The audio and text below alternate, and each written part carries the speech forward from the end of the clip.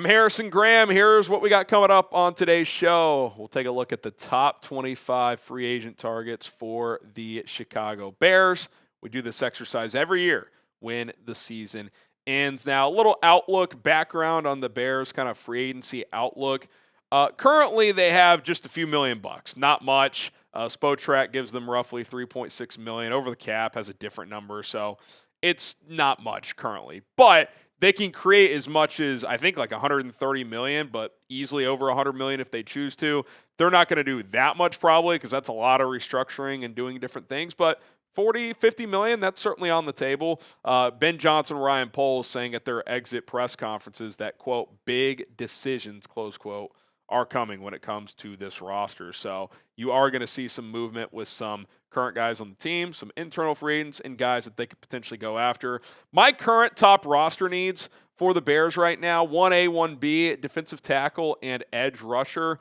I think 3 through 5 is pretty interchangeable as well. Safety and linebacker, you could throw corner into the mix. Left tackle, depending on how severe the Ozzy thing is, sounds like he could miss a lot of the season. You could argue that should be higher on the list, but we did just see if you need to play Joe Thuney over there and plug in Jordan McFadden or Luke Newman at guard, you could do that. So I do think they at least have options there. Theo Benedict should be back as well. But that defensive line in particular is the first area I would look at in terms of trying to bolster this roster. What do you think is the top roster need for the Chicago Bears? Give me a specific position. Let me know down in the comments section. Okay, let's look at some internal free agents. You know, Kevin Byard's a guy they want to bring back. We'll see on Jaquan Brisker. C.J. Gardner-Johnson has some versatility. He seemed to fit in well here. I think it would depend on price. I don't expect Nahshon Wright back. I do expect DeMarco Jackson back. Maybe Braxton Jones returns given the left tackle situation, but they'll probably let him test the market. I don't think Andrew Billings comes back. Olamide Zaccheaus, if he's cheap, could be back. Theo Benedict should be back. Jordan McFadden, by the way, is a restricted free agent based on the playing time he got this year. I thought he was an exclusive rights free agent, but he is restricted, so we'll see how they handle that. I do think they'll be able to get him back for relatively cheap. They'll re-sign a few of these guys anywhere from 2 or 3 to 5 or 6, depending on cost, and then they'll obviously look external. So let's do that. We'll go from 25 to 1. This isn't necessarily the top 25 free agents available, but just for the Bears, given price, position, etc. How about Kalif Raymond at number 25? A guy Ben Johnson is familiar with. Don't forget, you know, those Lions players, some of them that become free agents and Ben's familiar with, he could take a look. Speed, return ability. If they do pivot off DJ Moore, could he sign here for cheap and compete for a wide receiver 3, wide receiver role type, or wide receiver 4 type? I could certainly see that. Cam Robinson, a guy we talked about a bunch last year as a left tackle option. He did not play that well this year, but historically has been a solid left tackle. He was with the Texans, and they traded him to the Browns, so it was kind of a chaotic situation. But according to Ryan Poles, Ozzy Trapillo's injury recovery could go deep into next year. So is he going to miss half the season? Could he miss all of the season? I think that is all up for debate. And a guy like Cam Robinson, you know, can you get him for like $5, $6, $8 million and he starts on a short-term basis or at least gives you an option to play at left tackle? I think that could be a name worth looking into. Here's a fun one. How about Taysom Hill? He's 35 years old, but when he came back from injury this year, still had some juice. You can do different things with him. You can be creative with him. If Declan Doyle is still on this coaching staff, he was with him back in Detroit or back in New Orleans under Sean Payton a few years back. I think this is just a player Ben could have fun with, like on a cheap one-year deal. If Taysom doesn't go back to the Saints, he could retire as well. His career could certainly be over, but, you know, be like a pseudo tight end 3 athlete type for this offense. We know Ben and the creative juices get flowing. If you could get him for cheap, I think it could be pretty fun. Another Saint, Cam Jordan, who Dennis Allen coached for a lot of years of his career. Now, I would have him higher on this list on a one-year type of deal. He's still really good, but the reason he's lower is I just don't think it's very likely. Nick Underhill, who covers the Saints better than anyone, tweeted this out. Cam Jordan said on the Set Show, there's a 94% chance, I think that's his jersey number, that he re-signs with the Saints if he keeps playing, but noted he also likes doing media gigs, finds that it's like being part of a good team. It seems like if he keeps playing, it's with the Saints and not another team. So I wouldn't give the Bears much of a chance there. But given the Dennis Allen connection, maybe there's a 1% chance it could happen. Here's a sneaky one. Calvin Austin III, who I've always kind of liked from afar. Pittsburgh obviously has had their offensive issues, different quarterbacks cycling in and out. Undersized, speedy receiver, but he kind of checks the box of what Ben Johnson likes, especially in role player receivers. Yards after the catch, guys who can separate. I think Kalif Raymond or Calvin Austin as a low-end, speedy wide receiver 3, come compete with a guy like Jade Walker, could be pretty interesting. So I don't know what his market will be, but his production wasn't that good this year in Pittsburgh. Get him for like $4 or $5 million bucks. I wouldn't mind that type of an addition to the receiver room. Boye Mafe, who is just kind of solid, right? He kind of leaves you wanting more from a pass rush production standpoint, but he does get pressures. He's pretty solid against the run as well. He's a good rotation player. Like, he's kind of like, they're different players, but what do we always say about Austin Booker? Love him as a 3. Can start if you need him to, but you'd rather have him as like your 3rd edge rusher. It's kind of how I feel Boye Mafe, so you can add him to the rotation. He could play, half the snaps, stuff like that, so certainly wouldn't be against that.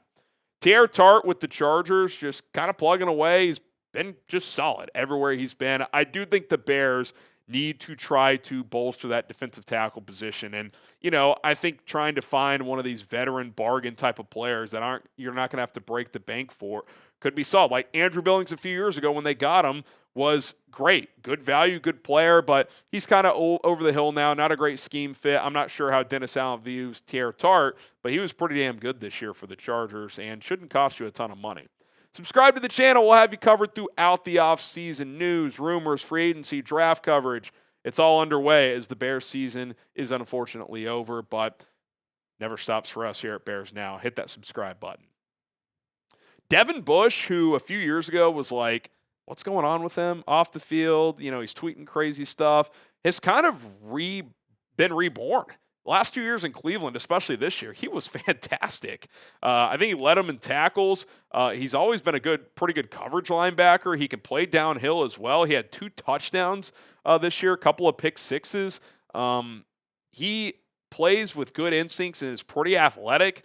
I think you'd want to do your research there because he's had kind of a chaotic career. But on a 1 or 2 year deal, $6-8 million bucks per year, I think he could be an upgrade for you at that linebacker spot. DaQuan Jones, veteran player. He's 33, 34 now, but can play both defensive tackle spots, can stuff the run. If you were to bring in like a pass rushing defensive tackle, he could start opposite of him. He could play in a rotation role. Just kind of a crafty veteran player. Alex Anzalone, who I have hated forever, but has made a lot of plays for Detroit. Obviously, Ben Johnson would have familiarity there. Now, would he want to come play for the Bears? I'm not sure, but he's going to be 31. Pretty good linebacker. Shouldn't cost a ton to bring him in.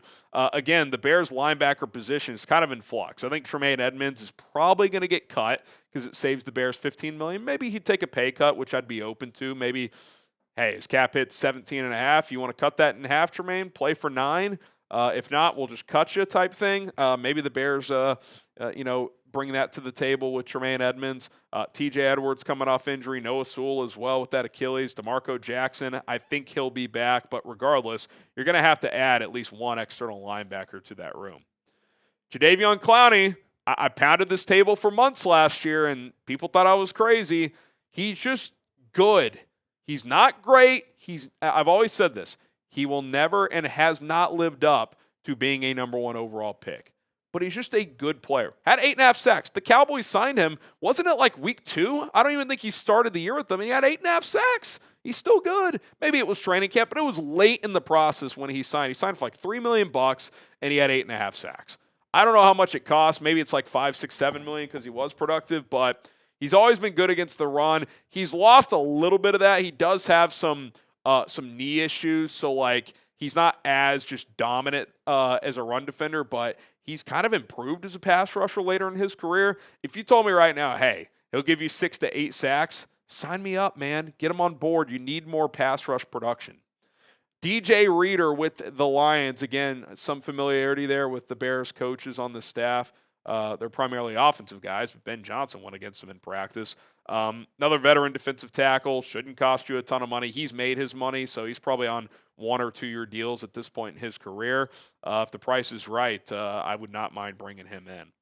All right, today's show is sponsored by Ethos. When you bring a child into the world, your perspective changes overnight. That was certainly true for my wife and I when we had our son a couple of years ago. And for me, part of loving my family meant thinking about their future, even in the uncomfortable ways. Life insurance isn't a fun topic, but it's one you need to think about. And I'm so glad I found out about Ethos. I carry a lot of responsibility in my household. If something happened to me, there are real consequences like mortgage payments, tuition, everyday bills. Those things don't just disappear. Thinking about it used to feel overwhelming, but taking steps to protect my family financially changed that. That's why I got life insurance through Ethos. With Ethos, you can get life insurance in as little as 10 minutes. They have no medical exams, just a few easy health questions online. You can get same-day coverage without ever leaving your house. Ethos has 4.8 out of 5 stars on Trustpilot with over 3,000 reviews, so don't take my word for it. Thousands out there are saying it as well. Protect your family with life insurance from Ethos right now by going to ethos.com/NFL Daily. In as little as 10 minutes, you'll get a free quote and up to $3 million in coverage at ethos.com/NFL Daily. That's ethos.com/NFL Daily. Ethos.com/NFL Daily. Application times and rates may vary. Okay, Kwity Paye, a Colts edge rusher. Do we want to go down that road again? Nah, you can't grade the helmet. Got to grade the player.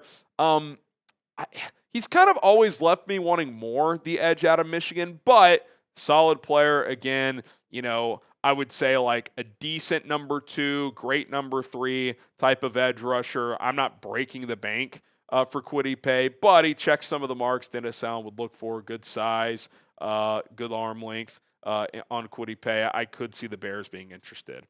I do like Joseph Ossai as well. He has 10 sacks over the last 2 years with the Bengals. He's only 25. So he's still pretty damn young. He'll turn 26 in April, 10 sacks the past 2 years, and that's on a defense that has not been very good. Now, Trey Hendrickson's been on the other side, so that certainly helps a little bit. But, if you want to bring in a solid, again, a lot of these guys are similar, right? Like solid 2s, great rotation guys, depending on who you have in that room. It'll be interesting to see what the approach is for the Bears when they try to bolster this defensive line. Sheldon Rankins had a good year with the Texans. His pressure rate was good for an interior guy. He can play the run. I want to bolster that defensive tackle position.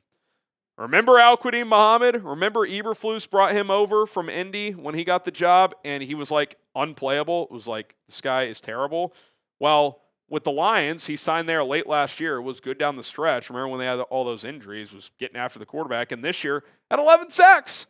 11 sacks. His pressure rate was really good. He's had quite the resurgence in Detroit. Again, Ben was there last year when they added him late in the season, so should have familiarity. He's obviously been in Chicago before, so I don't know what his market will be having this big year. Remember Dante Fowler randomly had 11.5 sacks or something like that last year for the Commanders, and I think Dallas got him for like $6 million. So sometimes you see these guys have these random big years, but they're not going to get huge contracts because historically they're more like rotation players. But again, like $6-8 million. Al-Quadin Muhammad, come give me half a dozen sacks. I'd be all in. Jaylinn Hawkins, fun player. He's really had a good year in New England, the safety for the Patriots, which, again, the Bears have 4 free agents at the safety position, 5 if you're counting C.J. Gardner-Johnson. He's done a little bit of everything for Mike Vrabel's team this year. 4 interceptions, 6 breakups, has a forced fumble, 72 tackles, 3 TFLs. I doubt you would add him and Kevin Byard. This would probably be more of a, like, if Kevin Byard signed elsewhere for whatever reason. I wouldn't mind Jaylinn Hawkins, only 28 years old, so he's good. And he's been a big piece in that secondary for a team that's playing in the AFC Championship game. Joey Bosa, I thought, had a pretty good year with the Bills. He also was able to stay healthy. I think he played in 15 of 17 games this year. That's been an issue for him in the past. He's not peak level anymore. He only had 5 sacks this year, but his pressure rate was still good. He does defend the run fairly well. I would not mind that as a veteran addition. I like John Franklin Myers. Now, he might get paid. He might be one of those guys that falls into the category of, he got how much money? Like, I'm not breaking the bank for him. I wouldn't give him $20 million per year, but maybe it's like 12 to 15, depending on what his market is on a 2 or 3 year deal. He's got 14.5 sacks over the past 2 seasons, and he can play inside and out. He can play edge. He can play defensive tackle.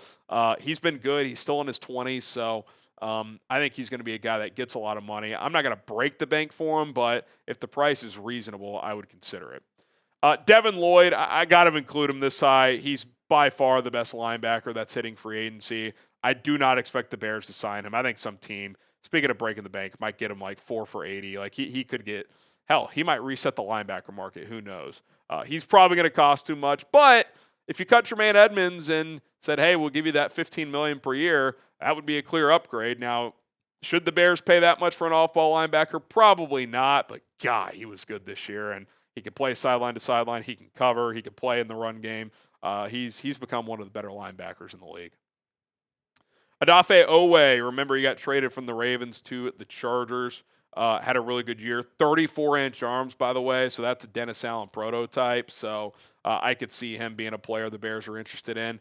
Jaylinn Phillips as well. I'm not sure if Ryan Poles got involved with him at the trade deadline. We know they were interested in Jermaine Johnson with the Jets. When you compare these two guys this year, Oweh got home more, but my God, Phillips generated a lot of pressure. 73 pressures. A lot of those coming with Philadelphia. He really played well once Vic Fangio got his hands on him. I do worry with these two, especially with Phillips they're both pretty young still, like in their mid-20s. I think Oweh's 26, Phillips is 26 or 27. Like I could see some team giving Phillips like $100 million. Like I probably would not do that, especially on a 4-year deal. Like if it was like 2 for $50, I would do that. But I don't know if I want to lock myself down for 4 years for Jaylinn Phillips. David Onyemata, he's getting older, but man, he's still good. Played next to Grady Jarrett in Atlanta too, so you'd have that familiarity. I think they overlapped, didn't they? I'll double check here. Let's see. Don't want to get my facts wrong. Yes, he's been with Atlanta the last 3 years, so they played together for 2 years. He will be 34, so he's older. Probably a 1-year deal. Maybe it's like 1 year, $8-9 million bucks. But he's really good against the run. He's not going to get a lot of sacks, but he does generate pressure. He dents the pocket, which Dennis Allen values. I just think Gervon Dexter has struggled as a run defensive tackle. I could see the Bears wanting to get better there. Top 2, Khalil Mack. This isn't just a nostalgia thing. He's still good, man. When he missed 5 games, I think he broke his forearm this year, whatever it was early in the year. Only had 5 sacks in 12 games, but he still generates pressure. He is still very good against the run. He was one of the highest graded edge rushers per PFF in run support this year. I would love to bring him back for 1 year. He signed 1 year for $18 million with the Chargers. I don't know if I'd want to go that high, but 1 for 13, 1 for 12, maybe add some incentives in this year. Come on, Khalil. One more ride. Come back to Chicago. He's played for 3 teams, 4 years each. The Raiders, the Bears, and now the Chargers. Let's get you back in Chicago, retire as a Bear, go into the Hall as a Bear, chase a ring as a Bear, circa 2018, Khalil. Let's run it back one more time. And then Trey Hendrickson. I doubt the Bengals franchise tag him, given he finished the year hurt. He only had 4 sacks, and I think he only played like 8 games. But he is still an excellent pass rusher. He's not going to be great against the run, but if you put him opposite of Montez Sweat, who is better against the run than Trey Hendrickson, that's a more than formidable edge duo, and then you have Austin Booker as your third guy. I feel really good about Hendrickson on one side, Sweat on the other side, Booker rotating in a lot. I think you can do a lot worse than that. If they don't go after a Max Crosby or a Myles Garrett, I think the focus point probably pivots to Trey Hendrickson. He's played under Dennis Allen before back in his Saints days. He's the top free agent, maybe overall player this year, certainly a pass rusher. He's only 31. It's not like he's 35. 2 years, $50 million, guarantee 35 or 40 of it. I'd probably be willing to do that. If I went on a third year, I think you would have to do like a 2+1, where the third year is mostly non-guaranteed. That was the sticking point with Cincinnati the last couple off seasons, was the amount of guaranteed years on extension offers. Well, with him finishing this year hurt, I don't think he's going to have a lot of leverage in free agency in terms of guaranteed dollars. So I think a 2-year deal, a 3-year deal with 1 or 2 years guaranteed is probably what you're looking like for Trey Hendrickson. And look, if you have to slightly overpay on a 2-year deal, I'd be open to it because you're not locked down to him long term. And you pair him with Montez Sweat, and you feel pretty darn good there. Should the Bears sign Trey Hendrickson? The Trey Hendrickson rumors are back. Type S for sign or P for pass. Maybe this is the offseason. the Bears get Trey Hendrickson. All right, that's going to do it. Top 25 free agent targets for the Chicago Bears.